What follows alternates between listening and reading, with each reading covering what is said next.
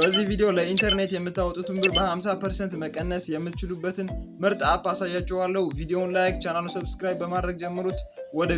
ወደ አፑ ስንገባ ይህንን ይመስላል። አፑን እንዴት አድርጋችሁ እንደምታወርዱት ወደ በኋላ ማሳያችሁ ይሆናል። አሁን አልካንትል የሚለውን እሱን ክሊክ አድርገን ከገባን በኋላ ሰርች ማድረጊያው ላይ ኢትዮ ብለን ሰርች እናደርጋለን። ኢትዮ ብለን ሰርች ካደረግን በኋላ ወደ ታች ስክሮል እናደርገውና ከታች ኢትዮ ቴሌግራም ፓኬጅ የሚላለ እሱን ክሊክ እናደርገዋለን።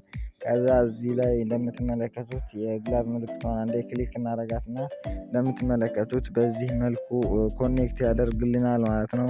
በመጀመሪያ ይህ አፕ ለመጠቀም የ20 ብር የቴሌግራም ፓኬጅ ያስፈልገናል ማለት ነው። አሁን ወደ ዩቲዩብ ገብቼ ላሳያችሁ ፍጥነቱን ማለት ነው። በጣም ፈጣን ነው አፑ፣ ተጠቀሙበት። በጣም ብዙ ሰው ይጠቀምበታል። ያው እንዲጠቅማችሁ ብዬ ነው። ቻናላችንን ደግሞ ሰብስክራይብ፣ ቪዲዮን ላይክ ማድረጋችሁን እንዳትረሱ።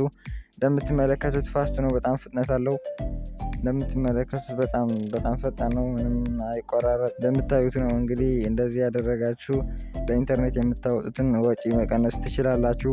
አሁን ደግሞ አፑ እንዴት አድርገን እንደምናወርደው ላሳያችሁ። በመጀመሪያ ቴሌግራም ቻናል አለ፣ እሱ ላይ ገብታችሁ ማግኘት ትችላላችሁ።